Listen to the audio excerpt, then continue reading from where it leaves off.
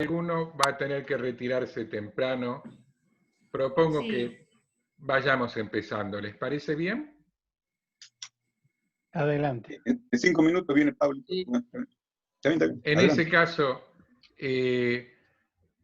nuestro presidente de la Fundación Shalom, que es la que organiza este encuentro y lo hospeda, no sé, doctor Paul Varsavsky, ¿quieres decir algo como palabra de bienvenida?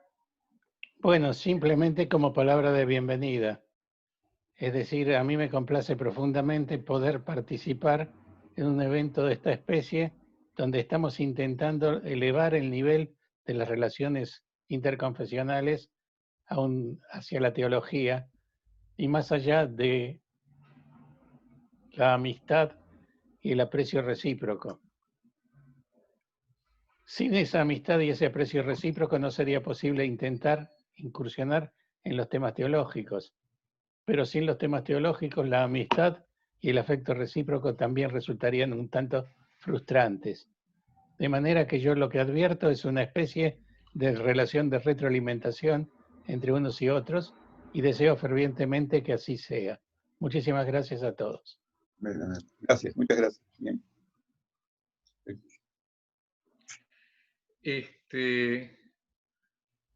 Muchas gracias, Paul. Bueno, en ese caso, como tema para hoy, hemos propuesto escuchar y aprender unos de otros qué es la teología en las diferentes tradiciones, cómo se entiende teología. Sin embargo, está claro, al plantear este tema, que es simplemente una propuesta, un disparador para que cada uno de quienes tomen la palabra se sienta libre de regalarnos, explicarnos lo que guste. Y no sé, Andrea De Vita, ¿quieres presentarlo al pastor? Si le parece bien al pastor tomar la palabra primero y Andrea presentarlo. ¿Cómo no? Bueno, hoy dará comienzo a esta tertulia, a este conversatorio, el doctor Fernando Suárez, que es doctor en teología por el Instituto Superior Evangélico de Estudios Teológicos y pastor de la Iglesia Metodista Argentina, de la Iglesia Evangélica Metodista Argentina en funciones. Así que, Fernando, gracias por participar y acompañarnos. Así que adelante, por favor. Bueno, Gracias. un honor, una alegría ser parte de esta comunión y bueno, gracias por la invitación a Andrea y a Paul y a todos ustedes que están tomándose este tiempo para intercambiar. Bueno, el título es muy desafiante, Teología en las diferentes tradiciones. Una presentación, yo soy pastor metodista hace 37 años, en 1983, tengo 64 años, felizmente casado, 2 hijos, 4 nietos, y vivo en la ciudad de Mercedes, a 100 kilómetros de Buenos Aires. Y bueno, mi vocación la realizo en la iglesia metodista, pero no solo ahí, porque participo de varios movimientos ecuménicos.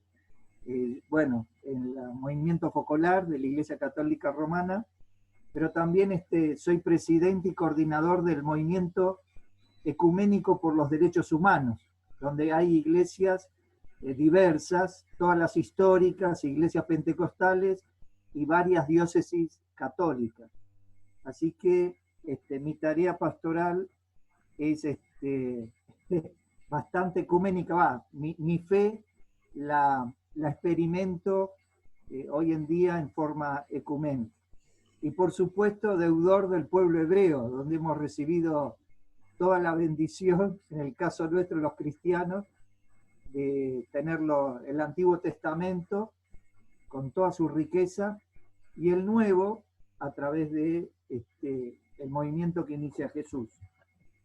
Bueno, mi teología está imbuida por estos espacios interreligiosos, porque también cuando Andrea me dijo, me puse muy feliz, porque tenemos otros espacios de intercambio religioso, hebreo, islámico, incluso con otras religiones, ¿no? De pueblo originario. Bueno, la cosa es muy rica y muy diversa. Mi teología, o la forma de hacer teología, es heredera en una parte de la tradición metodista, pero la tradición metodista viene de la tradición anglicana. La tradición anglicana viene de la tradición católica romana. La única diferencia es que la iglesia anglicana tomó los postulados de la Reforma, pero mantuvo toda la herencia de la tradición católica romana. Entonces, el ser metodista da una riqueza muy grande, porque no solo tiene toda la tradición de la teología occidental, sino también de la teología oriental. Rápidamente, antes de ir compartiendo algunas cosas más específicas, en la teología de Wesley hay, influida por el iluminismo, el renacentismo, el romanticismo.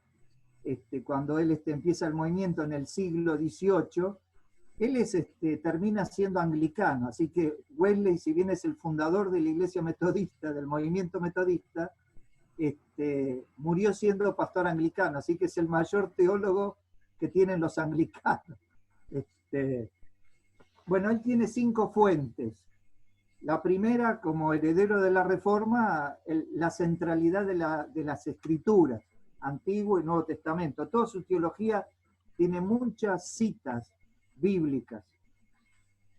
Después, la tradición, la razón, la experiencia y la creación natural. Así que rápidamente yo voy a tratar de... En las Escrituras, Wesley, como los reformados, tanto Lutero, Calvino y tantos reformados que hubo, los testigos bíblicos de la palabra de Dios son las personas y los pueblos, testigos oculares y auriculares. Esos serían los primeros testigos. Todos los demás somos teologías de segundo orden, con respecto a los primeros testigos, que sería el canon que se cerró. Bueno, hoy hay un canon abierto por el Espíritu Santo, que es toda esta posibilidad de compartir que tenemos.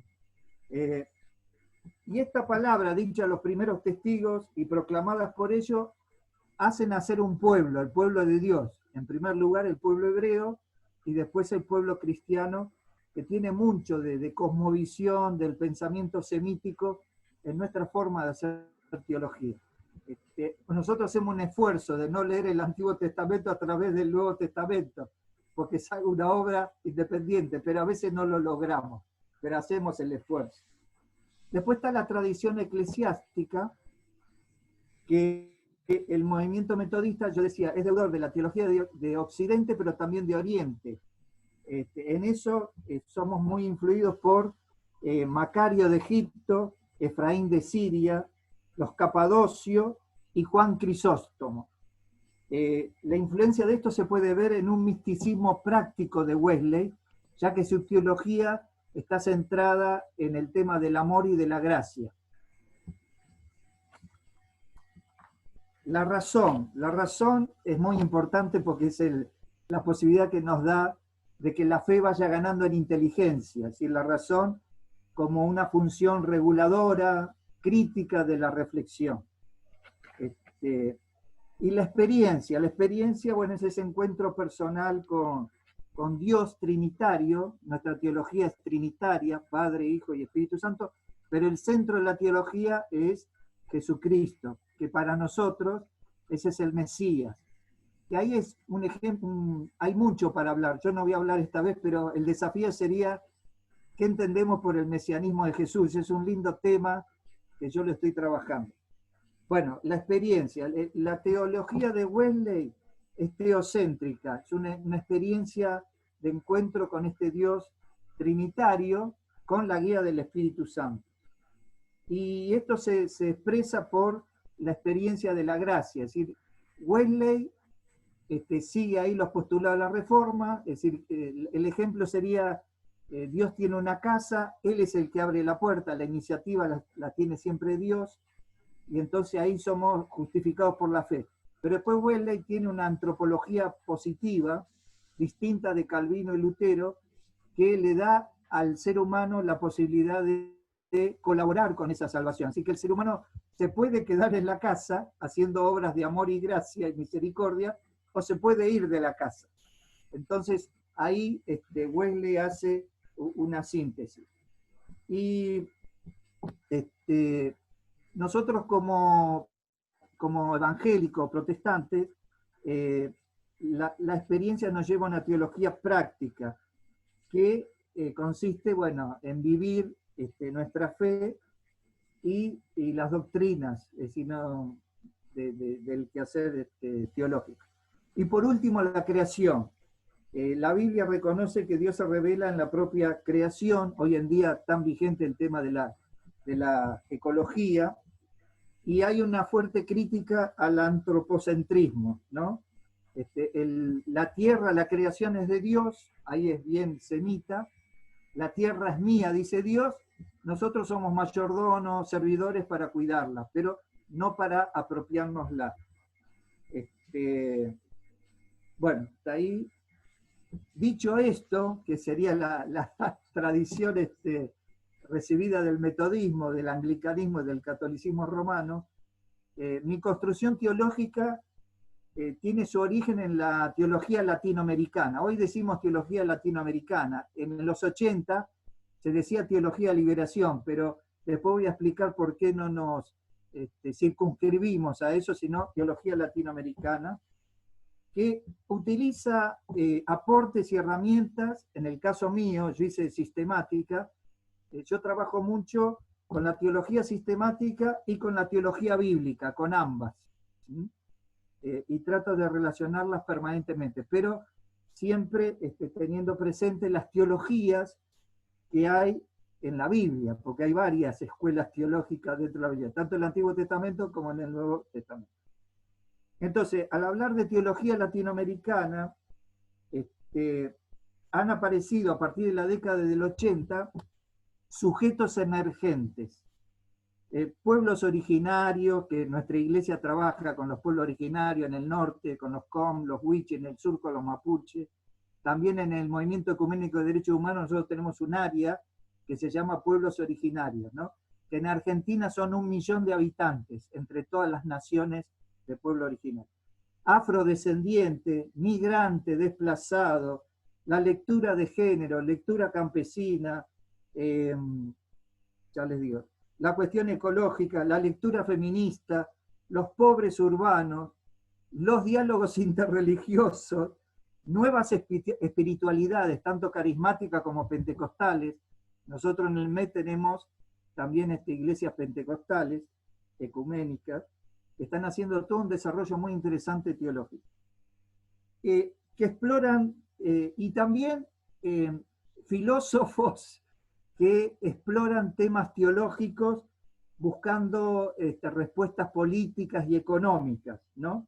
Es decir, que hay una nueva perspectiva global y todo eso nutre, ¿no?, el quehacer teológico. Y cada uno aporta una perspectiva vinculada a la experiencia y a la clase social de donde proviene esa construcción teológica que es subjetiva, ¿no?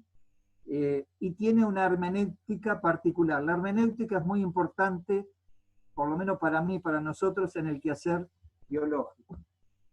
Entonces hay toda una producción teológica, social, filosófica, política, económica, de distintas partes del mundo que nutre el quehacer teológico.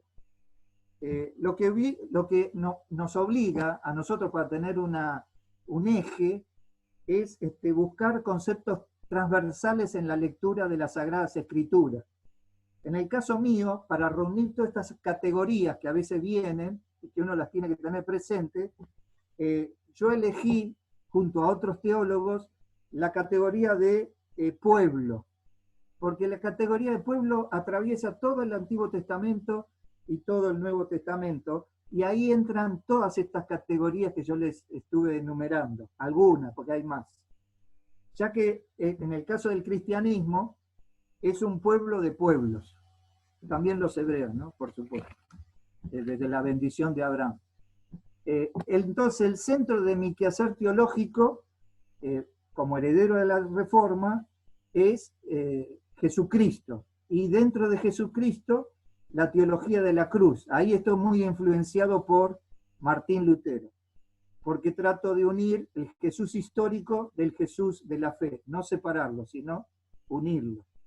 Ese es el centro también de la teología evangélica, de la teología de la Reforma.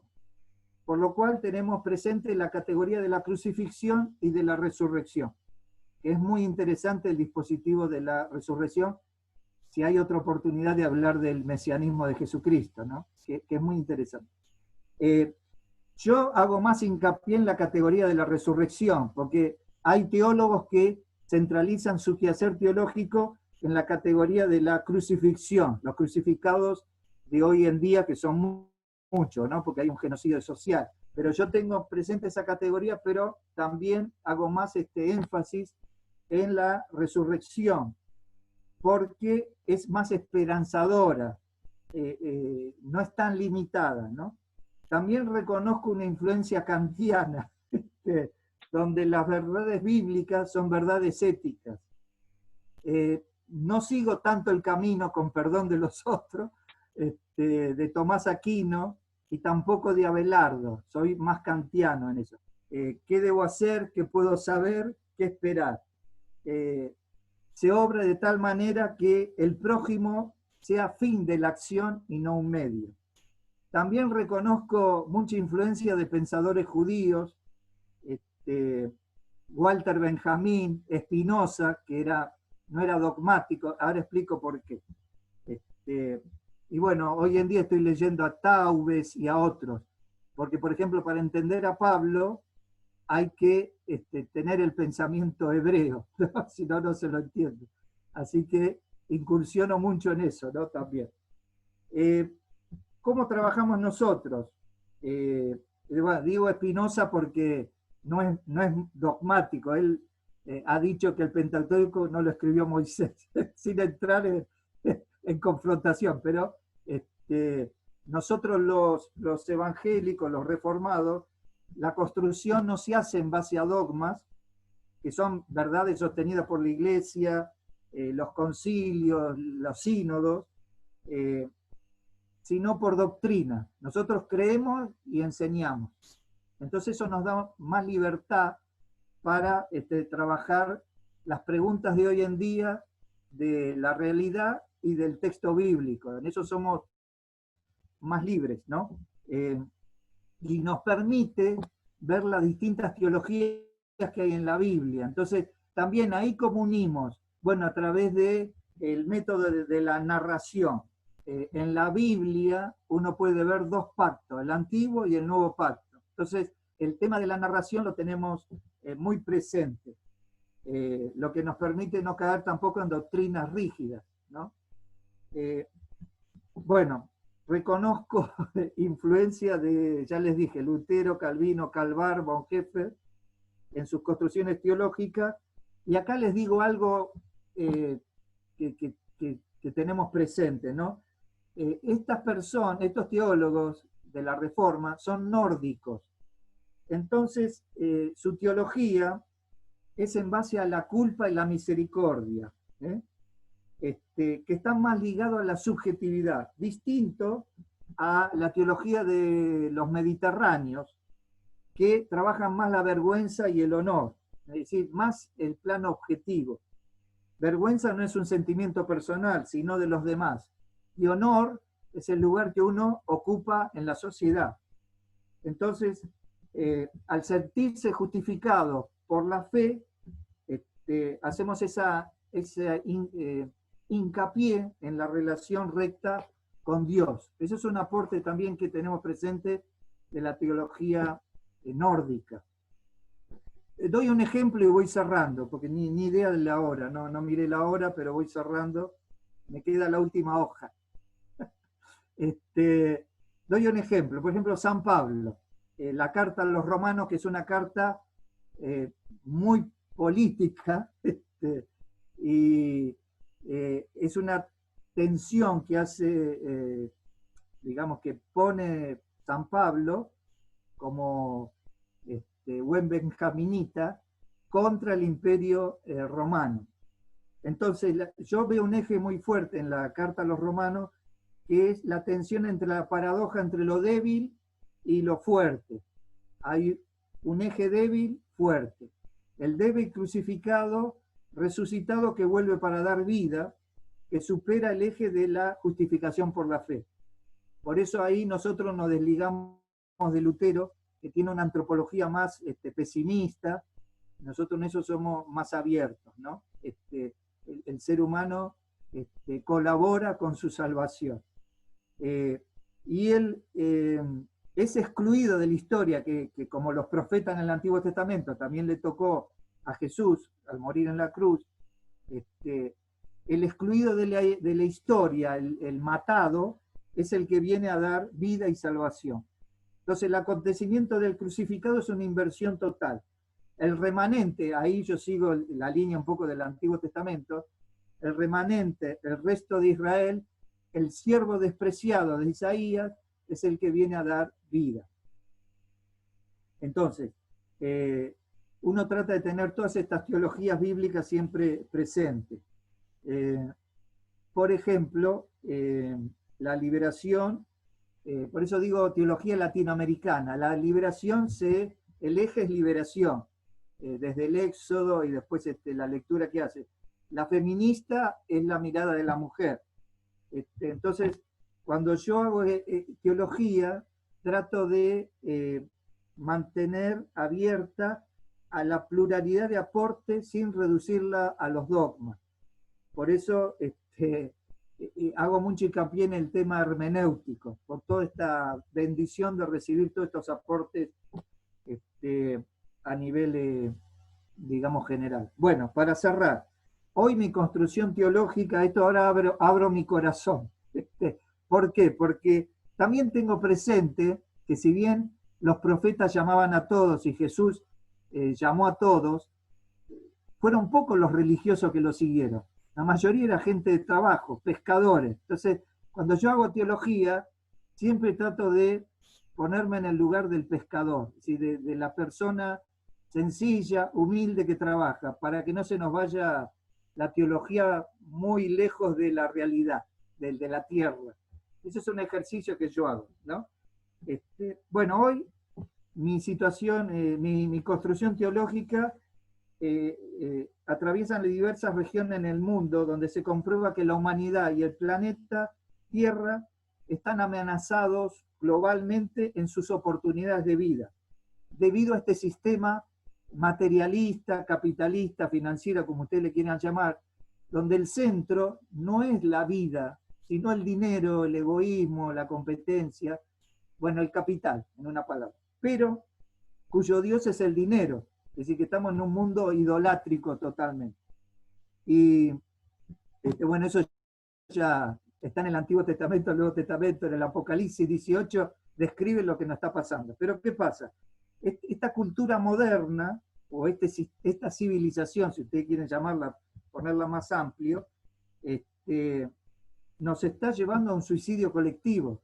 Hoy en día tenemos que levantar la voz, los religiosos, los teólogos, de que si seguimos con esta opresión de este imperio capitalista, voraz, salvaje, bueno, se va a producir un genocidio humano y del planeta, de la Tierra.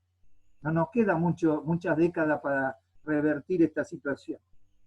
Y nos está llevando a un suicidio colectivo. Eso me preocupa mucho, como que veo señales apocalípticas que espero que no se den, porque tengo hijos y nietos y les deseo lo mejor para el futuro. Pero para mí, vivimos al final de la modernidad porque ella se está revelando letal y suicida para la humanidad y la Tierra. Para terminar, tengo presente la defensa de la vida en mi quehacer teológico, con mucha esperanza, en su plenitud presente y futura, y según mi construcción siempre ligado a las Sagradas Escrituras como centro. Desde la primera perspectiva bíblica, la acción de Dios para la humanidad es la salvación, ¿no? Tanto en el Antiguo Testamento, desde el Éxodo, como en el Nuevo Testamento de los Evangelios y todas las epístolas, que dice que Jesucristo, y ahora cito a San Pablo para despedirme, trae la salvación y la liberación de ese régimen. San Pablo lo llama régimen de terror del pecado. Romanos 5, del 12 al capítulo 8, 2. Bueno, les dejo esta cita como para que podamos juntos seguir construyendo teológicamente en defensa de la vida, los derechos humanos y los derechos de la tierra, que es nuestra casa. Bueno, gracias por su atenta escucha y espero pagarle con la misma moneda, escuchándolos atentamente a los que vayan hoy a disertar. Gracias por esta oportunidad de compartir.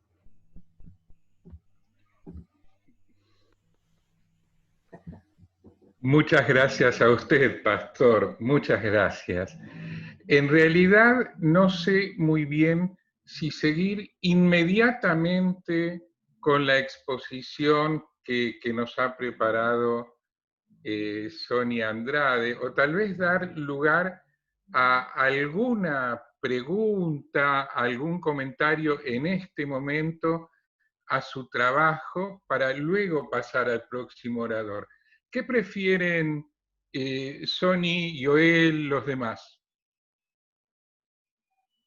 Joel le da igual, o una pregunta, le da igual. ¿Alguien tiene algún comentario o pregunta para el pastor? Porque el problema que tenemos, si bien el diálogo tiene más que ver con escuchar que con hablar,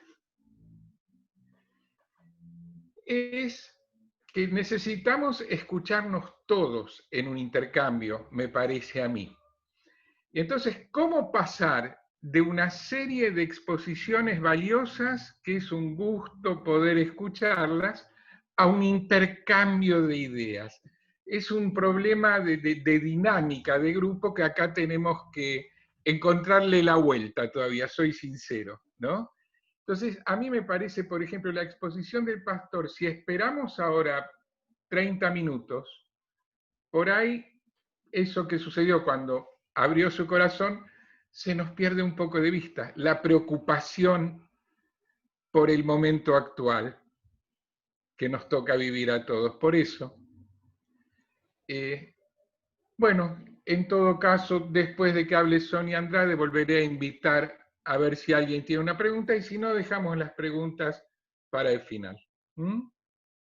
Ok. En ese caso, sí, Andrea De Vita, por favor. Sí, estás muteada, Andrea. Sí, no, solamente agradecerle al doctor Suárez, a Fernando, Sí. y destacar precisamente que el producto de la práctica teológica en el protestantismo tiene más, a diferencia de la tradición apostólica romana, lo señaló muy bien, y eso no siempre queda claro, es precisamente la relación entre dogma y doctrina, que por supuesto es algo que no escapa a otras tradiciones.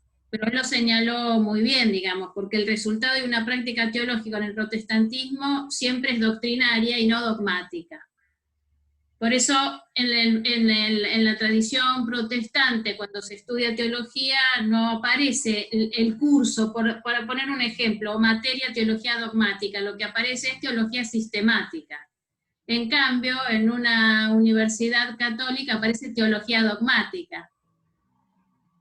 Y se entrecruzan algunos de los temas que han sido traídos aquí. Esto es una cuestión importante para diferenciar, me parece a mí. Nada más, es solo hacer ese comentario ahora, porque por ahí después me olvido.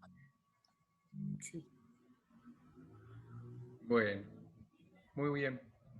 Gracias, pastor, de nuevo. Y bueno, puedo decir ya doctora, aunque faltan un par de semanas, pero... Se tarda.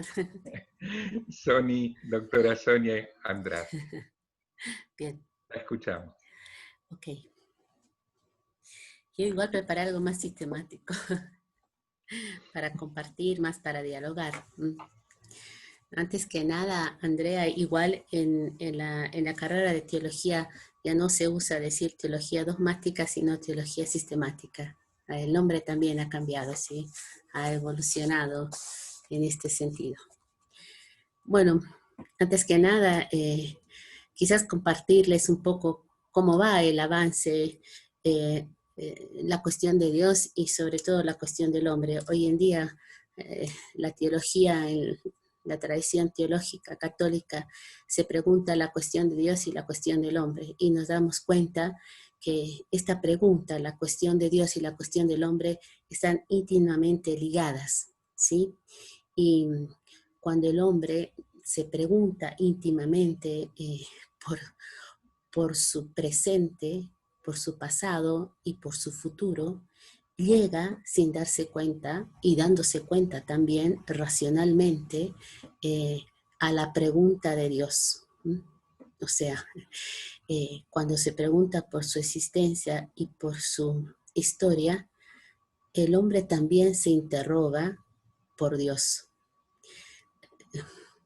Al preguntarse el hombre sobre él mismo y al tratar de entender y descubrir el sentido de su vida, va apareciendo la cuestión de Dios como aquella realidad que funda su existencia, le ilumina su camino y lo dirige para llevarlo a la plenitud de su realización personal. El planteamiento acerca de Dios no puede surgir del absurdo, aunque a veces surge del absurdo, sino del sentido de la vida.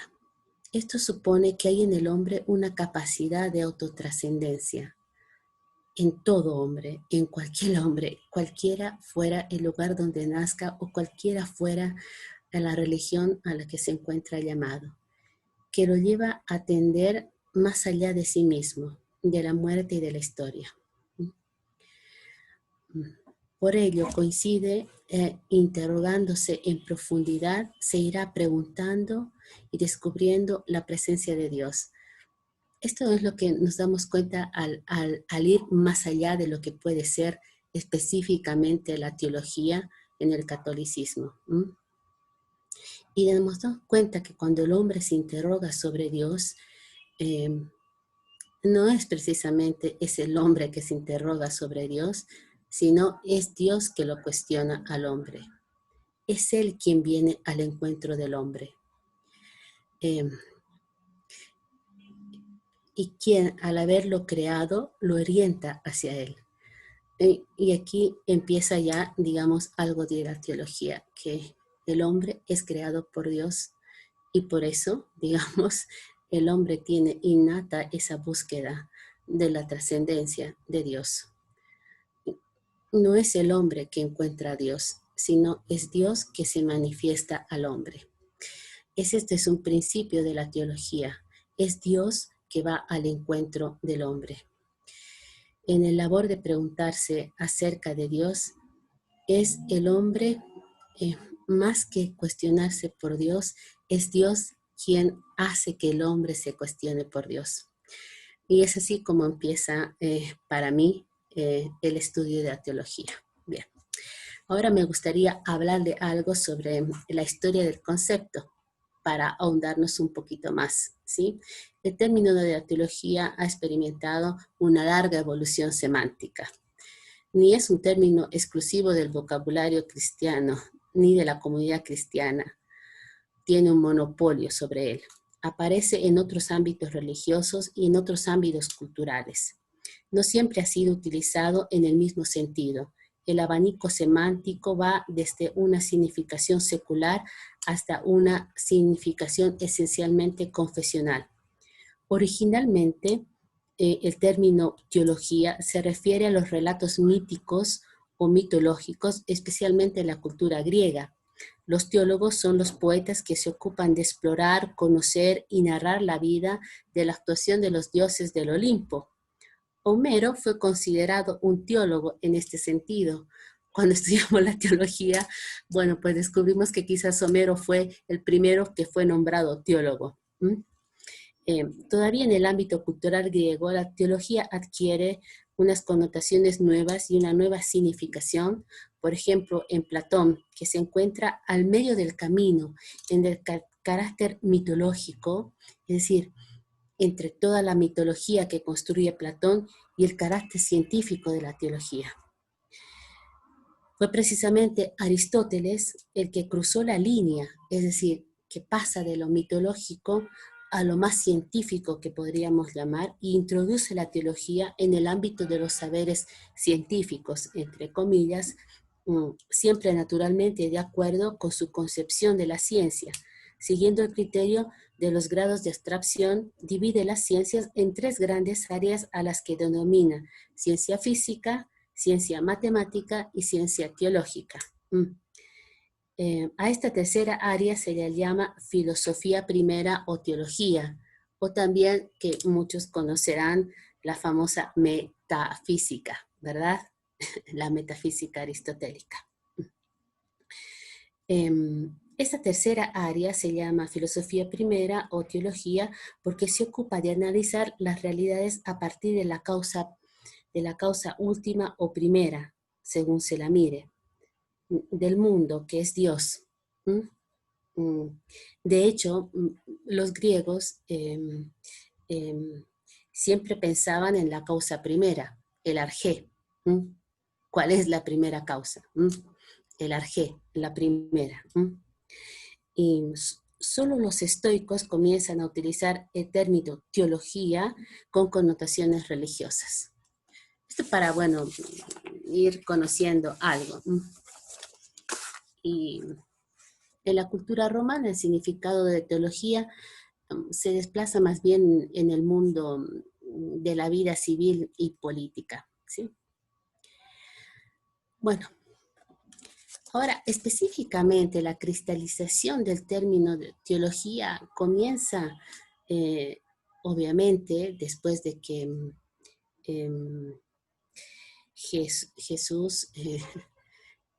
Jesucristo, Jesús el Nazareno, muere y resucita, se escriben los evangelios y nacen lo que se llaman los primeros padres apostólicos, los que están más cercanos a la vida de Jesús de Nazaret, y empiezan a escribir el discurso sobre Dios o sobre Cristo. Aquí hay muchas cosas que se han escrito, pero en realidad acá hay una cuestión esencial. ¿Cuál es la cuestión esencial? La cuestión esencial es que nosotros los cristianos tendríamos que defender acérrimamente con uñas y dientes que éramos monoteístas, ¿sí? ¿Y cómo íbamos a defender que éramos monoteístas? Sí, teníamos o Teos, digamos, el Padre, que Jesús había llamado Abba, y al mismo tiempo teníamos a el Hijo de Dios que se había encarnado. Y entonces si uno piensa, bueno, aquí tenemos a dos dioses, ¿verdad? O Teos y Jesucristo, el Hijo de Dios, y además aparece como una tercera persona divina, el Espíritu Santo, se encarna por obra del Espíritu Santo, o San Juan dice, habiéndose cumplido todo, donó el Espíritu. Y entonces los padres apostólicos se encuentran en grandes dificultades porque teníamos que defender aférritamente este monoteísmo y bueno, pues nos encontramos acá, si uno dice, bueno, los cristianos son triteístas porque tienen tres dioses, ¿no? Y bueno, aquí empieza, muchos estudiosos dicen que los cristianos están en graves problemas porque tienen que defender aférrimamente su monoteísmo, y aquí empieza, se diría, el estudio de la teología. Y es aquí donde, de alguna manera, los padres apologéticos, porque hacen una defensa, y los padres apostólicos que están más cerca de los apóstoles, y luego en el IV siglo, con los concilios, que van a tomar mano de la filosofía griega, porque no basta lo que tenemos en las escrituras como para hacer un discurso de Dios, defender el monoteísmo, demostrar que Dios es trino y uno a la vez, y además se nos agrega la humanidad y la divinidad de Cristo. Son los grandes, digamos, yo diría, dificultades teológicas acá de gran peso, y se nos agregan además, yo diría, benditas herejías, porque los herejes son muy inteligentes. Los herejes han sido un gran don para la teología cristiana, porque nos han hecho pensar muchísimo. Cuando uno estudia a los herejes, dice, porque realmente no están diciendo cosas sencillas, están diciendo cosas muy bien pensadas. Entonces, los herejes han sido un gran aporte para el desarrollo de la teología cristiana. Y entonces, en el siglo IV, sobre todo en la patrística griega, empieza realmente con los grandes concilios lo que realmente podemos llamar un estudio serio de la teología, que realmente teología es el discurso sobre el Dios verdadero, justamente por este panorama que yo les he mostrado y les he explicado tan sencillamente. A los cristianos se nos hizo un gran bollo, como diríamos,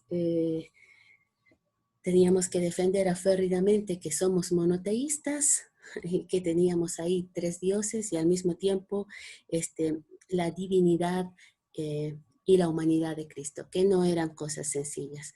Es así como nace realmente la teología. Una teología, diríamos, especulativa, que toma mano de la filosofía, sobre todo de la filosofía griega. Santo Tomás va a tomar mucho de Aristóteles y San Agustín va a tomar mucho de Platón para podernos ayudar, digamos, sobre todo a dar respuesta a los grandes herejes que han sido grandes pensadores.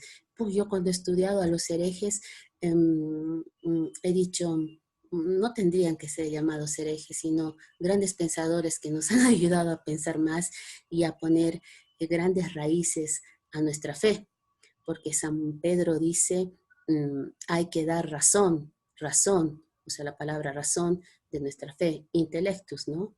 No solo fe.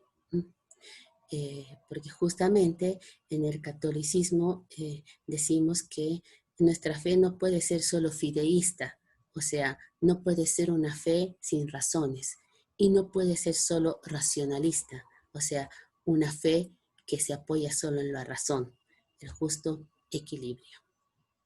¿No? ¿Sí? Si hasta ahí vamos bien. Bueno, voy a... sí, no vamos a dar aquí nombres de padres de la iglesia, ni de Santo Tomás, ni de San Agustín. Vamos a saltar un poco para hacer una charla así, un poco más amena. ¿Qué les puedo ir diciendo? Sí. Sí. Sí, después del siglo IV es donde se pone realmente, digamos, una fuerte, yo diría después de los concilios, realmente una fuerte base a nuestra teología. Luego, la Edad Moderna va a poner en crisis a la teología, porque los grandes pensadores van a decir que la teología no es una ciencia, obviamente, porque Dios no es un objeto al cual podemos estudiar, por lo tanto, van a poner en crisis, una buena crisis, por cierto, que va a hacer que los teólogos y nuestra teología bajemos la cabeza y pensemos con humildad que realmente Dios es un objeto que no podemos aprender y que no lo podemos definir. Ya lo había dicho San Agustín, que si lo definimos, estemos seguros de que no es Dios, porque Dios no se puede aferrar en un solo concepto. Y justamente la Edad Moderna también va a provocar, digamos, una fuerte fragmentación en la teología, porque no va a haber solamente una teología como hasta en la época de Santo Tomás, que teníamos la sacra doctrina, que después va a ser la teología especulativa y el estudio de la Sagrada Escritura. En la Edad Moderna va a surgir la teología sistemática, va a surgir la teología moral, va a surgir específicamente el estudio de la Sagrada Escritura con todo lo que va a implicar la hermenéutica, va a surgir la teología espiritual y la fragmentación de las ciencias no solo va a afectar a las ciencias especulativas como la medicina, sino también va a golpear al estudio de la teología. Entonces, por eso estudiar teología después se vuelve una larga carrera donde implica muchísimas materias. Bien. Hasta ahí vamos bien.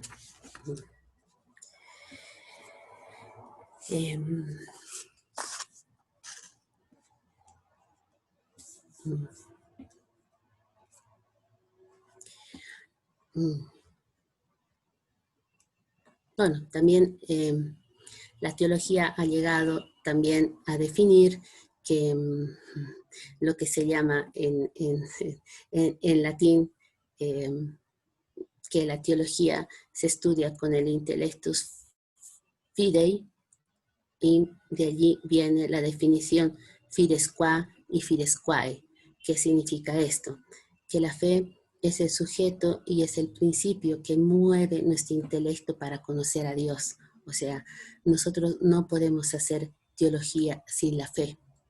Y eso llamamos fides qua. Pero al mismo tiempo, el intellectus mueve nuestra fe. Y eso es lo que nosotros llamamos fides quae.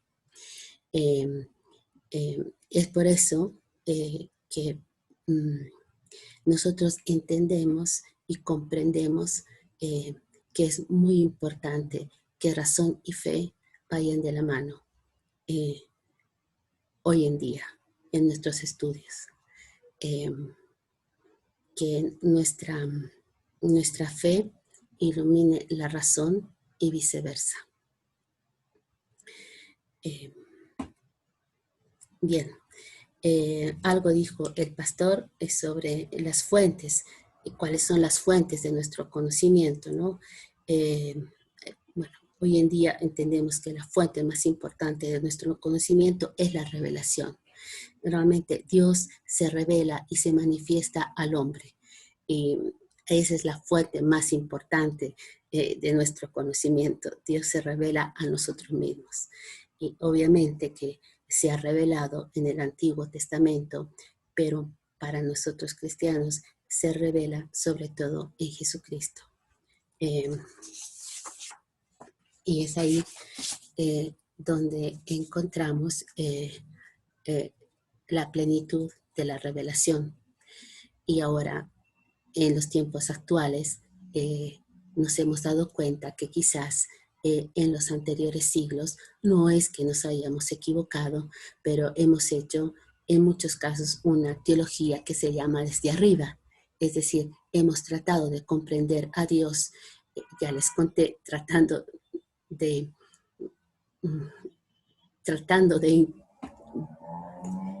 en los primeros siglos, tratando de defender este monoteísmo y al mismo tiempo tratando de comprender esta humanidad y divinidad de Cristo, tomando mano de la filosofía, hemos tratado de hacer una teología que le hemos llamado desde arriba, o sea, como una teología, como tratando de comprender desde arriba, la llamamos, como cuando San Agustín, por ejemplo, define la Trinidad como voluntad, ¿sí?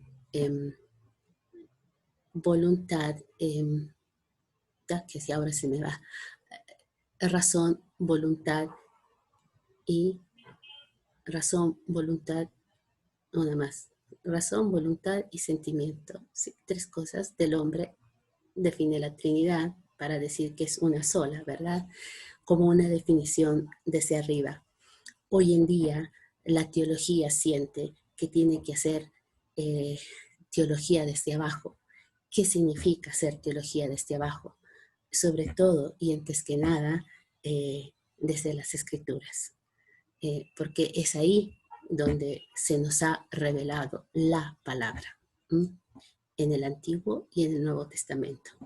Entonces hay como un cambio muy, muy radical de nuestros estudios, sobre todo a los que Andrea llamaba dogmáticos. La teología dogmática ha tratado siempre de tomar mano de la filosofía y se ha olvidado de las Escrituras. Hay una suerte de conversión en la teología, pero que no siempre la hacemos porque siempre vamos ahí en busca de la filosofía, pero sí hay una suerte de conversión a volver a las Escrituras, porque allí está la palabra de Dios, es el Dios que nos ha revelado. Y al mismo tiempo, una suerte de conversión, digamos, a los místicos, a los santos, porque Dios continúa revelándose. Se revela a través de su palabra, pero esta palabra es siempre nueva. Quiere decirnos algo en la historia. Hay una hermenéutica nueva. ¿Y a quién se les puede revelar? Bueno, a esas personas que son como puras en su relación con Dios. Y quizás les puedo decir algo de lo que yo he estudiado. La fenomenología de la donación dice justamente eso, que Dios se dona abundantemente con una donación tan grande, con una donación infinita, con una doble donación con exceso, que satura nuestra intuición. Y al saturarla, no podemos realmente aferrar esa donación y poder hacer una hermenéutica perfecta de lo que se nos dona. Y ahí depende, dice, del adoné, de quien recibe la donación, de la calidad y de la santidad, o sea, de esa relación que alcanza con Dios para poder hacer una hermenéutica de lo que Dios le está diciendo, ¿sí? O sea que hoy en día no solo es necesario estudiar, también es necesario tener una relación con Dios. El teólogo está llamado a una conversión. No basta estudiarlo. No basta estudiar la filosofía o toda la historia o toda la tradición. Hoy en día es necesario tener una relación con Dios para comprenderlo, para saber lo que nos quiere decir hoy, en el hoy y en la historia. No quiero alargarme más, pero también quiero decirles que hoy en día, bueno, esas fuentes teológicas que son básicamente para nosotros la escritura y toda la tradición para nosotros es muy importante. La tradición es todo lo que los padres de la iglesia han escrito, los concilios, los dogmas, sin duda, y que esperemos que en algún día logremos hacer también una hermenéutica y una actualización de estos dogmas que muchos teólogos los sentimos como necesarios. También nosotros tenemos lugares teológicos. Algo de eso dijo el pastor Fernando. Para nosotros los lugares teológicos son muy importantes. Tradición y lugares teológicos hoy en día van de la mano. ¿Para qué? Para hacer teología. Los lugares teológicos para nosotros hoy en día son, por ejemplo, un lugar teológico son los pobres para América Latina. Un lugar teológico puede ser la mujer donde no es escuchada o donde es abusada. Un lugar teológico es allá donde los pueblos originarios no tienen una voz.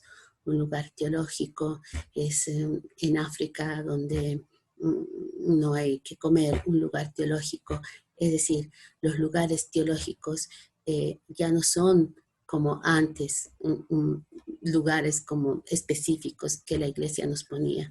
Un lugar teológico es donde el hombre grita que necesita a Dios. Y allí es donde tendría que ir la teología de mano, eso, de sus fuentes, que son la escritura y la tradición, para buscar respuesta, para buscar lo que hoy quiere decir Dios a la historia. Y esa es la vocación que hoy un teólogo siente.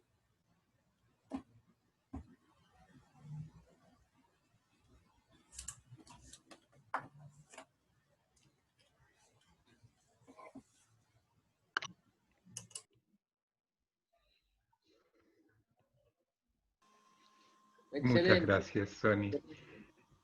Mientras escuchaba a Sony, fui madurando un poco la idea que me despertó escucharlo al pastor, a Fernando. El diálogo no es simplemente un intercambio de ideas. Y cuando hablamos de diálogo interconfesional, no estamos hablando de confrontar doctrinas o exponer en paralelo doctrinas de tres diferentes tradiciones. Estamos hablando, sí, hay una parte que es intellectus, diría Sonia, supongo, pero estamos hablando fundamentalmente del juego que abrió el pastor Fernando, decir, bueno, abro mi corazón. El diálogo es un encuentro entre seres humanos, que no somos seres humanos genéricos, todos iguales y ya. Cada uno proviene de una historia, de una tradición y de una formación. Entonces el diálogo teológico me parece que necesita de ritmos y de tiempos para que podamos aprender de las diferencias, siendo cada uno él o ella misma. Y entonces, lo que yo dije antes, de bueno, hay una pregunta, bueno, encantado si al final de una exposición alguien tiene una pregunta, que la haga. Pero a mí me parece que necesitamos otros tiempos. Por lo tanto, propongo, y esto es a confirmar, que de acá, digamos, 2 semanas, volvamos a reunirnos, les voy a hacer llegar las invitaciones, pero para hacer una cosa más conversada entre todos, vamos a colgar en la red la grabación de las exposiciones de ustedes, de los 3 expositores de hoy, para que el que quiera pueda ir, escucharlo una vez, otra vez, pensar qué trae, que no tiene por qué traer una pregunta, puede traer otra cosa, y darnos oportunidad de escucharnos más diversamente entre todos. Así que esto es a confirmar, pero supongo que si podemos hacerlo, esta reunión continuará en unas 2 semanas con algo que no sean exposiciones, y bueno, eso. Y ahora le voy a pedir al señor Joel Benarié que hable, y que el motivo por el cual lo hemos invitado de nuevo a exponer hoy, él expuso hace 2 semanas, es porque tiene mucho para decirnos, y además hace 2 semanas se pudo oír por un problema técnico muy poco de lo que decía. Así que, Joel, te escuchamos. Bien, ante todo, muchas gracias al pastor Suárez y a Sony Andrade por sus brillantes exposiciones. Bueno, yo voy a partir de algo un poquito diferente, y quiero aclarar de que para mí, que soy un judío ortodoxo, pero que está involucrado en el diálogo teológico judío-cristiano, en el cual el Nuevo Testamento es palabra de Dios también. Y no está en contradicción, y no encuentro contradicciones con el Antiguo. Es decir, o con nuestra Biblia. Y por tanto es un instrumento de salvación del mundo. El Nuevo Testamento. Ahora bien, en el judaísmo, a lo largo de su historia, la teología o el conocimiento de Dios no es solo un término imposible, sino que es irrelevante. Los judíos no podemos conocer a Dios. Por lo tanto, no usamos el término teología. El judaísmo se ocupa preponderantemente en tratar de comprender la obra de Dios, su manifestación en la historia y de su acción en la historia de la salvación del mundo. Si bien existen descripciones antropomórficas de Dios, manos, rostro, voz, etc., o cualidades espirituales como la gracia, la misericordia, la ira, las enseñanzas, son expresiones alegóricas para tratar de comprender humanamente su manifestación en la historia de su creación y de su proyecto de salvación. Comprender en parte. Pues como dice está escrito en la Biblia, mis caminos no son otros caminos y mis pensamientos no son otros pensamientos. Es decir, que no podemos comprenderlo completamente a Dios en su acción, en sus planes. Como dijimos, la Sagrada Escritura solamente se puede reconocer muy parcialmente el plan de Dios de redención del mundo, es a través de la restauración de su pueblo. Sí, es fundamental para la salvación del mundo que Dios restaure su pueblo. Pero, o el pueblo de Israel de los últimos días, ¿no? Como está en Hechos 1:6, ¿no? Señor, restaurarse el reino a Israel en estos tiempos. Y bueno, Jesús dice, nadie sabe lo que el Padre puso en su sola potestad, ¿verdad? Constituido, ahora bien, esta restauración del pueblo de Israel está constituido en día por tres partes. La casa de Judá, que son los judíos de hoy, más la casa de Israel, que son las 10 tribus del norte de Israel, llamadas también las tribus perdidas, que tienen que volver, y de los gentiles que se agregan a la casa de Israel. Eso lo vemos bien clarito, si tenemos tiempo, en Juan 10, que según nuestros estudios se encuentran en el cristianismo. Las tribus perdidas y los gentiles. El cristianismo está formado por esos dos grupos. No importa quién es quién, pero básicamente es formado por esos grupos. En el marco de los trabajos se tiene por objetivo presentar una explicación más coherente a las Sagradas Escrituras, especialmente del Nuevo Testamento, de la que se han realizado hasta ahora. Quiero recordar, recordar que en el judaísmo existen 4 niveles de interpretación de las Sagradas Escrituras. El literal, el de la insinuación, el alegórico y el esotérico. No obstante, cualquier interpretación que contradiga al literal está equivocada. Vamos a hacer una interpretación de la insinuación, de lo alegórico o interpretación esotérica, pero si esta contradice o no explica lo escrito literalmente, entonces hay una equivocación. Esas son las reglas dentro del pensamiento judío de estudio de las Escrituras. Por otro lado, aclaración al margen, parecería ser que estos niveles judíos de interpretación han sido también adoptados por la teología católica en la lectura divina. La lectura divina también tiene 4 niveles, el último es esotérico. Yo, cuando participé de algunas lecturas divinas, vi que me explicaron, había 4 niveles. Así que parece que hay un paralelismo o alguna influencia o casualidad, no interesa. Ahora bien, en el judaísmo tenemos 2 fuentes de comprensión de las Escrituras.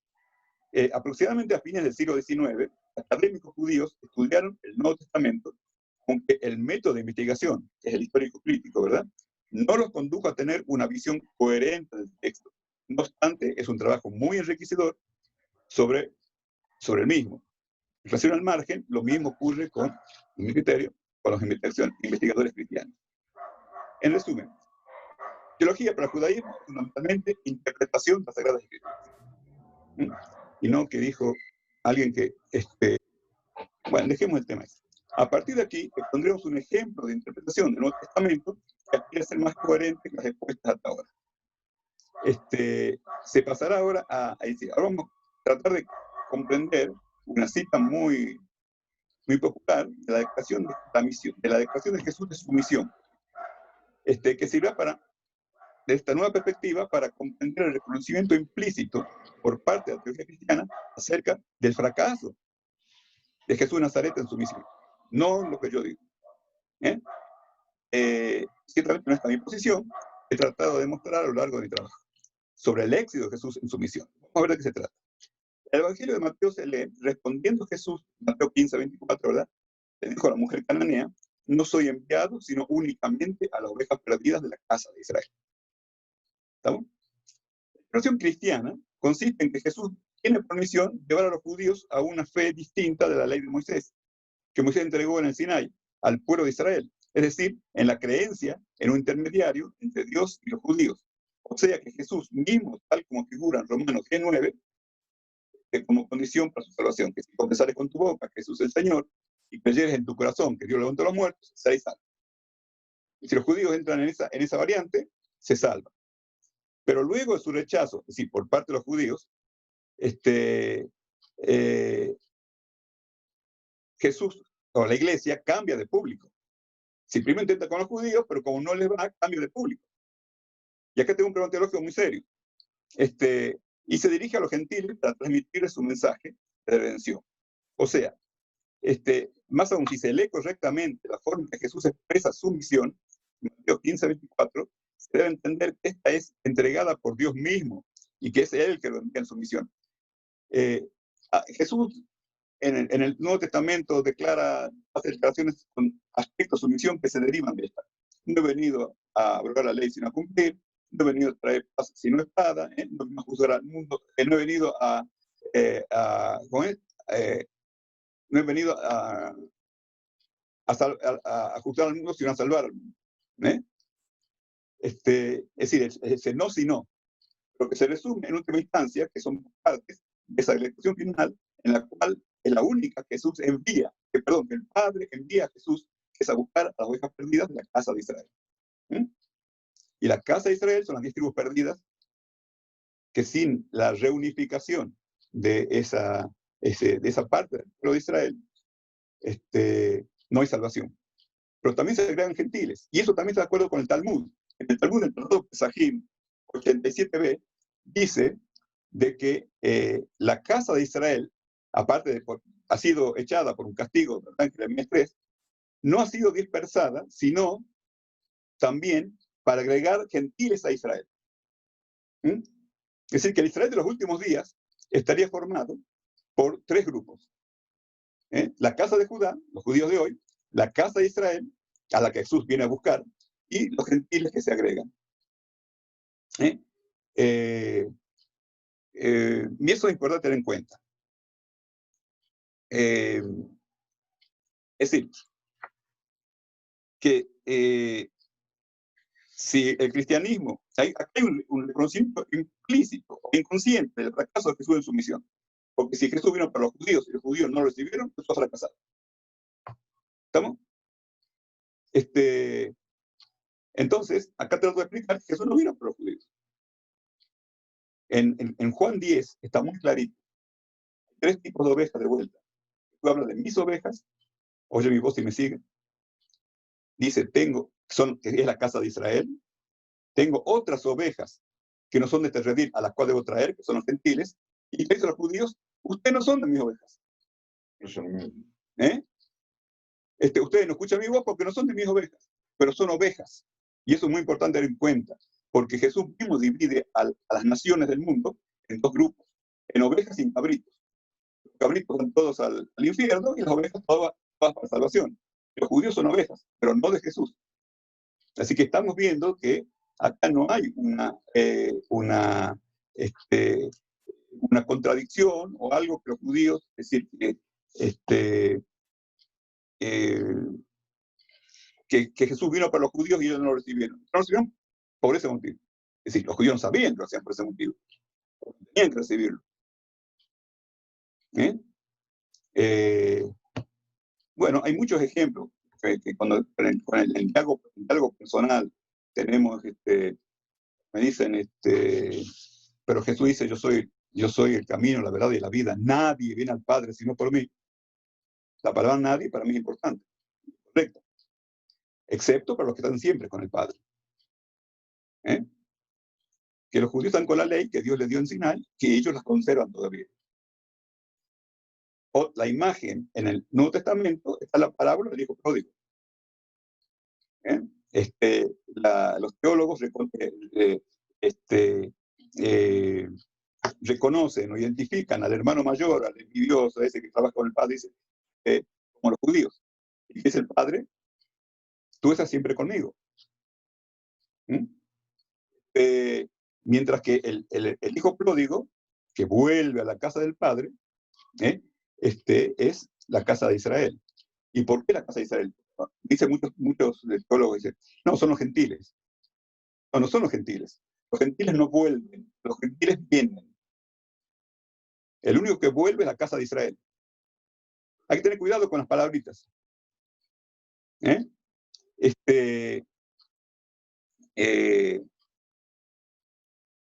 Bueno, yo quiero hacer saltos de que acá, con la venida de Jesús, se abre un nuevo camino de salvación para la casa de Israel, que ya no es por ley, porque por ley no se puede salvar, porque ha sido expulsada, el pueblo de Dios la expulsa, y una mujer, si Dios ahí, digamos la imagen de Dios como marido, que expulsa a la mujer de su casa por fornicación, en este caso es por idolatría, no puede volver a su marido, por ley. Pero como Dios quiere que vuelva, la trae por gracia.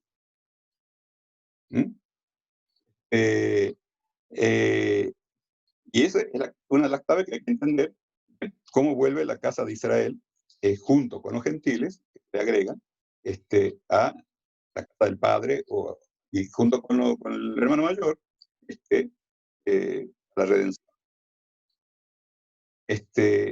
Así que tenemos que entender que hay dos caminos de salvación que no deben ser eliminados. Y por ahora. Hay dos caminos, esos dos caminos son paralelos, no se encuentran en el infinito porque no hay infinito. Hay un momento en que hay una redención. Y ahí está la nueva alianza. Jeremías 31:31. En aquellos días haré nueva alianza con la casa de Israel y con la casa de Judá, no como la alianza que hizo sus padres, que ellos la infligieron. Conclusión, esta nueva alianza no se va a poder infligir, a diferencia de la alianza que hace para reincorporar a la casa de Israel en Jeremías 31:33. Y esta es la alianza que hay con la casa de Israel. Miren su corazón, y yo seré yo por pueblo, algo así. Entonces la casa de Israel la trae a una ecología religiosa, si quiere, que es el cristianismo, que en su momento determinado se tiene que juntar en la nueva alianza con el judaísmo. A ver.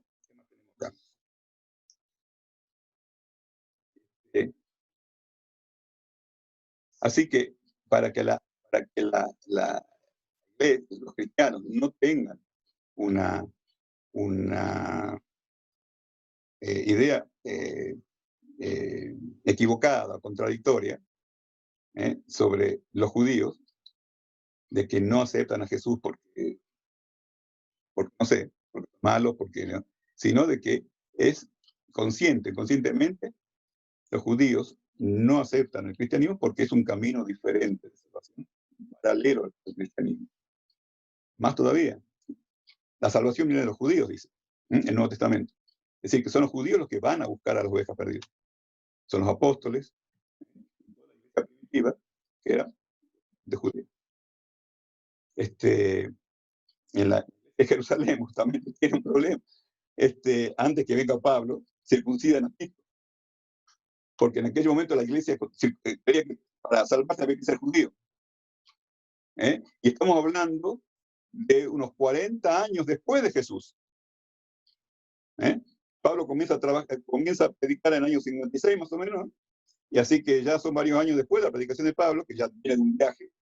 Así que, y les explica, muchachos, a Jacobo I, después Pedro, y a toda la iglesia primitiva, ¿verdad? La iglesia de Jerusalén, que no hay que circuncidar a los gentiles, que se dos caminos.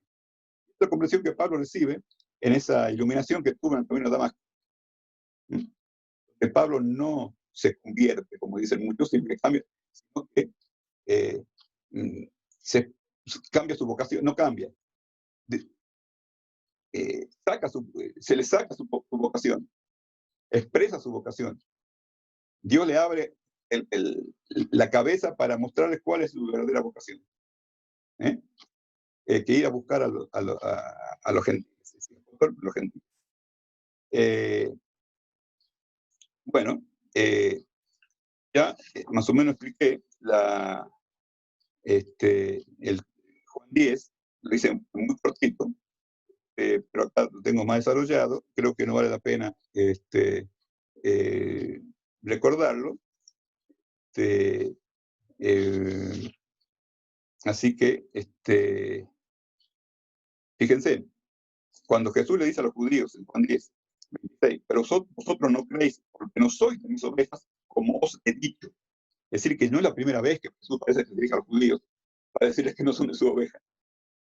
Según la expresión, como he dicho, se impera que esta no es la primera vez que Jesús le dice a los judíos que él no es pastor de ellos. Ciertamente, ¿no? De vuelta, los judíos no creen en Jesús porque no son sus ovejas. Es decir, Jesús no tiene por misión a los judíos. Ahora bien, sin embargo, los judíos, acá se deben aclarar dos cuestiones. La primera es que al no pertenecer a los rebaños de Jesús, no las hace perder su condición de ovejas. Y segundo, puesto que son ovejas, deben necesariamente tener un pastor, para no convertirse de esta manera en ovejas descarriadas. Y eso lo encontramos ya en el Antiguo Testamento. En la profecía de Zacarías 10, 3, 8. Contra los pastores se ha encendido mi enojo, y castigaré a los jefes. Pero Dios de los ejércitos visitará su rebaño, la casa de Judá, y los pondrá como caballos de honor en la guerra. De él saldrá la piedra angular, de la clavija, del arco de guerra, de él también todo premiador, etcétera, etcétera. Así que como pastor de la casa de Judá es el padre que está con el hermano mayor, es Dios, que es el Dios de los ejércitos. No menciona la palabra, los judíos tienen prohibido mencionar cómo se dice, como en la Biblia, Dios. Así que Dios del ejército se puede decir.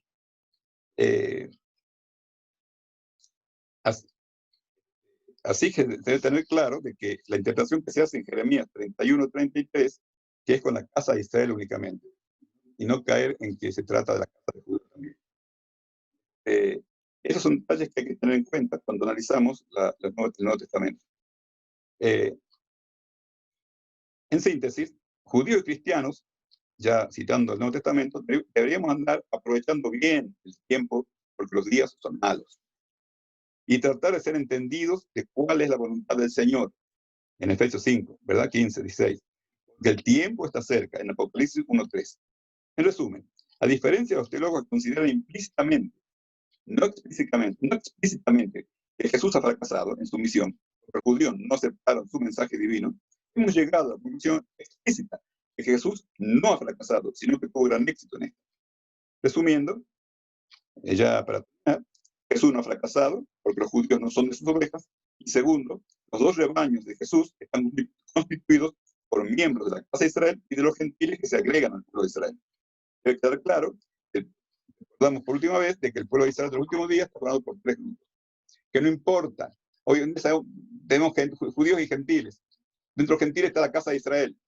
Y no importa quién es la casa de Israel y quién es gentil. No, eso no es relevante. Si en el fin de los días, cuando venga la redención, Jesús vendrá Elías o Jesús y dirá, vos sos de la casa de Israel y vos sos gentil, no es problema nuestro. Y no creo que sea relevante. Bueno, lo que sí tenemos que entender es que en esta empresa, cuando salvamos todos, no se salva a nadie. Y tenemos que colaborar en ella. Así que roguemos que Dios envíe pronto la redención a Israel, al mundo, y que se realice el nuevo pacto de Jeremías 31-31, que todavía no se ha realizado. Bueno.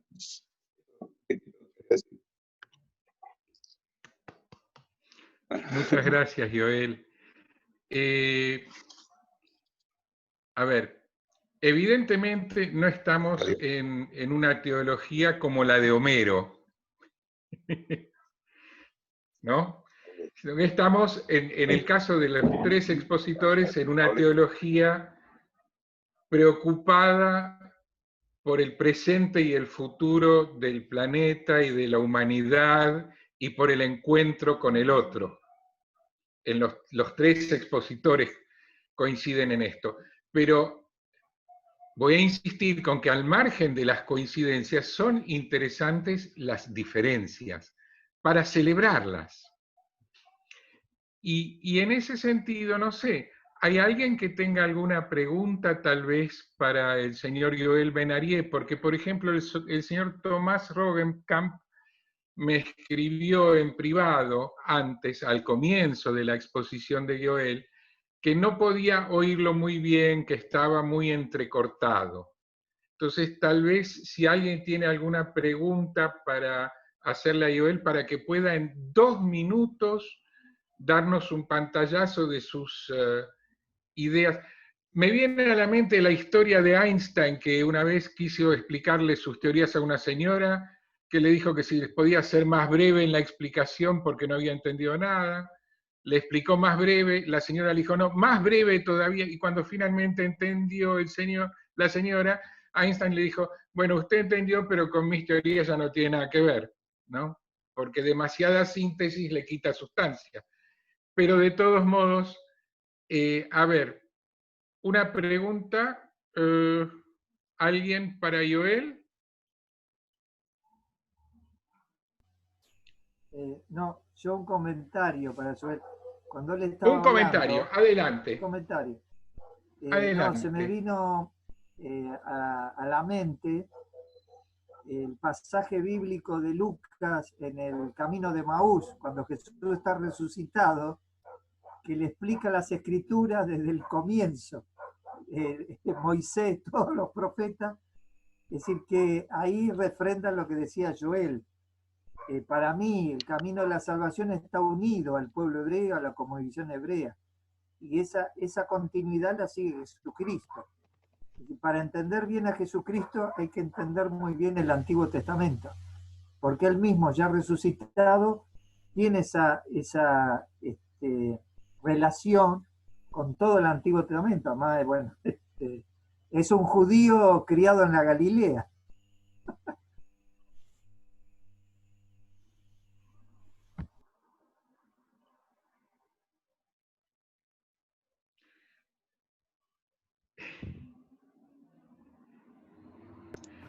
Están...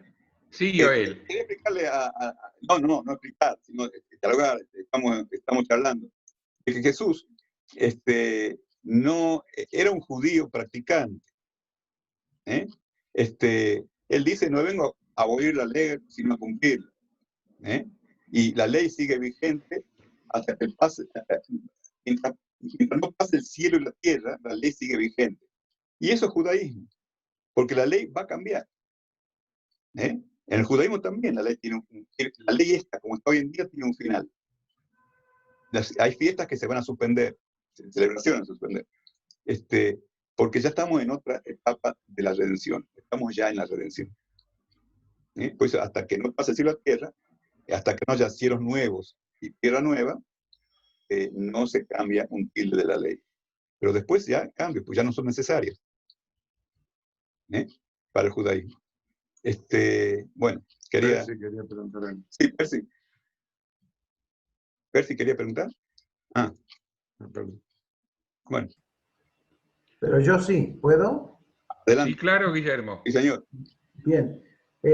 Usted quiere decir claramente que si yo soy cristiano y usted es judío, usted cumple lo suyo, yo cumplo lo mío, estamos en total coincidencia con la voluntad de Dios de seguir cada uno su camino.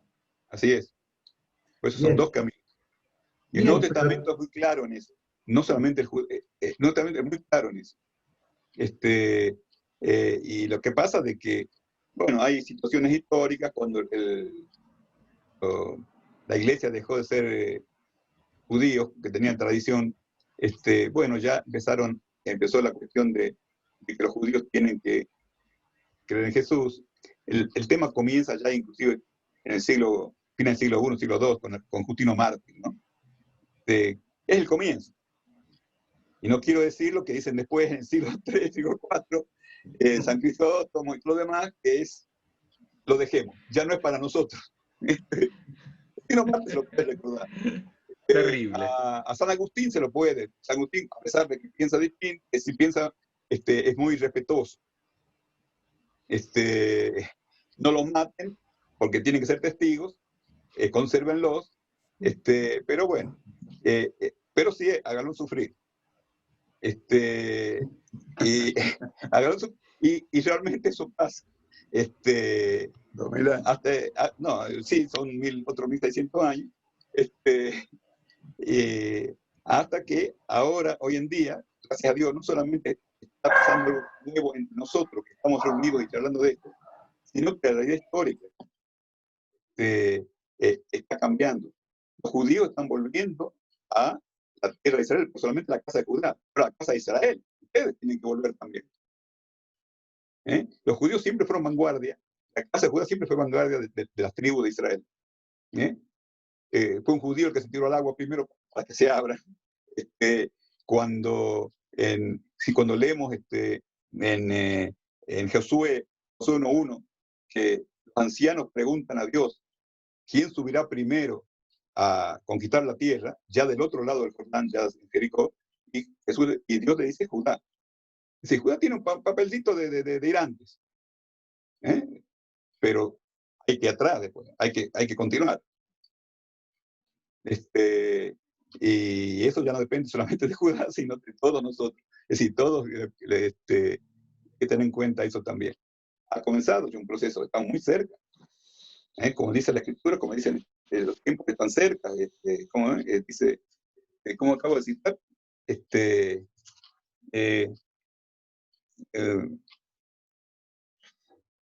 bueno, no me acuerdo. Estamos sobre el final. Y eso es importante tener en cuenta y no ser pasivos. Eso es válido para mí, para todos. Tenemos que trabajar por la redención, si por la unión de las dos partes separadas del pueblo de Dios. Hay que, como decía, hay que voltear la pared intermedia de separación entre las dos partes, que es el diablo, de acuerdo a la tradición judía. También existe una pared intermedia de separación, consideran, y eso es Satán, dice. Los rabinos dicen Satán. Y hay que luchar contra eso. Así que, bueno, tema para seguir charlando. Sí, muchísimo. Por ejemplo, este abordaje, esta nueva manera que propone Joel de leer las Sagradas Escrituras judías y cristianas en una interpretación diferente, ¿cómo interactuaría con una teología latinoamericana? Por ejemplo, o sea, hay muchísimas, se abren cantidad de bifurcaciones acá nomás que a mí me parece que, bueno, esto es algo personal, yo creo que ha sido una reunión muy, muy rica en lo conceptual, en ideas, para seguir trabajando. Así que, les repito, es a confirmar todavía, pero espero que podamos retomar y escuchar a las demás personas que hoy nos han acompañado y que no han expuesto sus puntos de vista, sus preguntas, sus críticas, para una reunión un poco más conversada. Porque este es un tema para trabajarlo, los temas que han surgido son para trabajarlos más en conversación que solamente en escuchar una exposición. Me parece a mí. ¿Cómo? Lo que más me enriquece son las críticas. Eso es lo que me hace pensar. Muy bien, por supuesto. Por Lo que erró supuesto. es lo hereje. Claro, es lo que hablaba Bueno, con herejes, me hace recordar a mi hermano. No, pero acá no son herejes, no son cristianos. Sí, por supuesto. sí. Andrea, No, que hablamos de los dos caminos. Bueno, caminante no hay camino, se hace camino al andar, Así como es. Hereje. Machado. Así que acá juntos estamos caminando y aprendiendo y construyendo este espacio, juntos y juntas. Yo quería agregar, no, Paul hace rato que levanta la mano, Paul. sí, Paul. El Y pastor luego el también. pastor. No, en primer término yo quería agradecer a los disertantes. Realmente han sido 3 viajes fascinantes. 2 puntos, uno de hecho y otro de pregunta para la próxima reunión que se anticipa en los próximos 15 días. La teoría agustiniana sobre el sentido de la supervivencia del judaísmo después del advenimiento de Cristo, Así es. en la Iglesia Católica ha quedado explícitamente sin efecto. En las notas para la interpretación de la Declaración Conciliar Nostra Aetate, específicamente se dice que no se deberá tomar a los judíos como el ejemplo de qué sucede con aquellos que pudiendo aceptar a Cristo no lo hicieron. De manera que la doctrina agustiniana en ese sentido y en la Grey Católica Apostólica Romana hoy no está vigente. Es un documento que tiene plena autoridad doctrinaria. El segundo tema es un tema que lo planteo, pero que sé que no me lo van a poder contestar después de 1 hora y 40 minutos de este encuentro, o quizás yo ya no estoy en situación de absorber una respuesta. Yo he sido educado en una tradición donde la interpretación de los textos efectivamente es básica, como dice Joel. Pero también lo que hay es una tradición pactual entre el Supremo Hacedor y su pueblo. Hay 2 pactos, el pacto abrámico y el pacto del Sinaí. Por lo menos 2. A mí personalmente, en nuestra próxima reunión, me gustaría saber si hay alguna cosa equivalente tanto en las comunidades católicas apostólicas romanas como en las reformadas. Que me parece un tema, ese concepto pactual me parece un tema especialmente interesante. Y la otra cuestión es que el concepto de Dios también es dinámico. En ese sentido, Buber, por lo menos sigo la tradición buberiana, yo. ¿En qué sentido? En el sentido de que efectivamente Dios no es una entidad pasiva, pétrea. Dios también sufre sus alzas y sus bajas, y de hecho uno de los libros más importantes de Buber se llama Eclipse de Dios. Dios también se eclipsa con su pueblo. Me gustaría mucho escuchar alguna cosa de nuestros hermanos cristianos, tanto del católico apostólico, de la católica apostólica romana, perdón, he dicho algo políticamente incorrecto, como del pastor en nuestro próximo encuentro. Muchísimas gracias. Pastor quería decir algo. El pastor quería decir algo. El pastor Fernando Suárez quería decir algo. No, yo quería decir una cosa. Cuando Sony estaba hablando de los herejes, que no habría que llamarlos así, sino los pensadores que desafían a nuestra fe, tanto el pueblo hebreo como cristiano. No, nosotros tenemos padres teológicos también de aporte judío, como Marx, Freud, Nietzsche, que nos abrieron la cabeza, los maestros de la sospecha y de la duda. Así que tenemos mucho para agradecer al pueblo hebreo por sus aportes y por su cosmovisión. Sí, yo no puedo separar el Antiguo del Nuevo. No hay forma de entender el Nuevo Testamento sin conocer el Antiguo Testamento. Por eso nos hacen con Andrea, que estudiamos juntos, nos hacen estudiar hebreo para que vayamos a los textos originales. Pero no, ese comentario, Sony, que me gustó, pero somos deudores de varios ateos pensadores que vinieron a ser padres de la iglesia también. yo quiero recordar de que el tema que Sonia va a hablar de la Trinidad, que no se debe ver como una cuestión politeísta. Bueno, en el judaísmo, en la Cábala, a nivel esotérico, también existe la idea esa de que el Padre, el Hijo y el Espíritu Santo, y los tres son uno.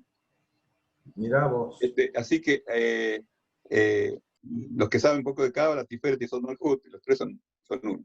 Es decir, todas las filot. Pero, así que yo creo que también la idea de la Trinidad tampoco es extraña al judaísmo, y no es que sea extraña, sino que también pasó al cristianismo posiblemente.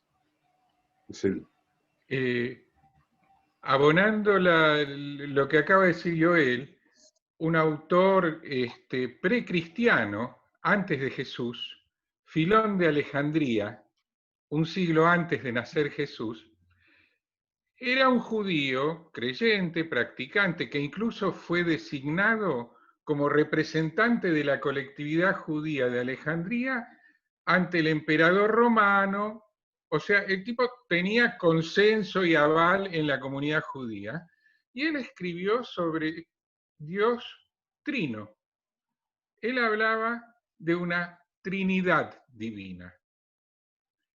En su momento eso no era anatema, no era herejía, no era algo prohibido, porque estamos hablando de una época donde todavía no había una Santísima Trinidad cristiana, y entonces la identidad religiosa judía no necesitaba definirse por oposición a la cristiana y la cristiana por oposición a la judía, como sucedió después a partir de los días más o menos de San Justino Mártir, por ahí, de ahí en adelante, como decía Joel, ¿no? Entonces, hubo una época cuando pensar en un Dios uno y trino era una especulación filosófica de un pensador religioso judío totalmente válida para su comunidad. Que hoy en día para la mayoría de los judíos eso resulte algo raro, tiene más que ver con la historia de cómo se define la identidad religiosa judía por oposición a la cristiana como algo diferente, que con que sea algo incoherente para, bueno, si de Dios nada puedo saber, pero puedo hacer alegorías para imaginármelo como algo más parecido a lo humano, en mi alegoría puedo decir que es tres también. ¿Qué problema hay? Si es una alegoría y nada más. Lo que decía Joel, nosotros también coincidimos como buen bartiano, que Dios tiene un puente levadizo, y entre Dios y el ser humano hay un abismo. El puente levadizo lo sube Dios nomás. Claro. Y de alguna manera nosotros, digamos, en el Antiguo Testamento y en el Nuevo, en el Jesús histórico podemos apreciar algo más de este misterio de Dios. Pero hay un abismo. Barth lo deja muy claro, así que ahí coincidimos también hebreos y cristianos en cuanto a ese Dios inaccesible, pero que es un Dios con nosotros también. Así es. Bueno, por la hora y por el agotamiento, no me queda más remedio que darle las gracias de corazón a todos. Muchas gracias a los que expusieron, a los que ayudaron a organizar, a los que escucharon, prestaron atención, a todos. Muchas gracias, y ojalá que este clima de diálogo, que después de las exposiciones que fueron muy ricas porque abrieron sus corazones y nos invitaron a abrir el nuestro, pero después se fue generando una cosa más conversada. Esperemos que esto podamos retomarlo después de reflexionar sobre lo que escuchamos de los expositores de acá a un par de semanas. Les doy las gracias, y si Paul quiere despedirse, doctor Varsavsky, en nombre de la Fundación, yo por mi parte, gracias y hasta pronto, ojalá. Y Andrea. Sí, Andrea. Bueno, ya creo haber dicho todo lo que tenía para decir hoy noche. Simplemente de corazón mi agradecimiento en nombre de la Fundación y también, por supuesto, en el mío propio. Espero que nos reencontremos muy pronto. Los Sí. esperamos. Muchas Sí. gracias. Amén, amén. Gracias. Muchas gracias. Gracias luego. por la Buena invitación. semana. Gracias. Muchas Gracias por la invitación. felicitaciones. Muchas Que gracias. Dios les bendiga Bueno, a todos. Gracias. Gracias. Amén. Sigamos conversando, Amén. sigamos conversando. Eso es. Sí. Se puede Amén. seguir a nivel personal, por internet, Sí, por todos los caminos. por todos los caminos. Sí, sí, sí. No tiene por qué ser- No. Gracias. todos los caminos conducen al Gracias, Jerusalén. buenas noches. Hasta luego, buenas Buenas noches. noches. Buenas noches. Buenas Chau, noches. chau. Adiós.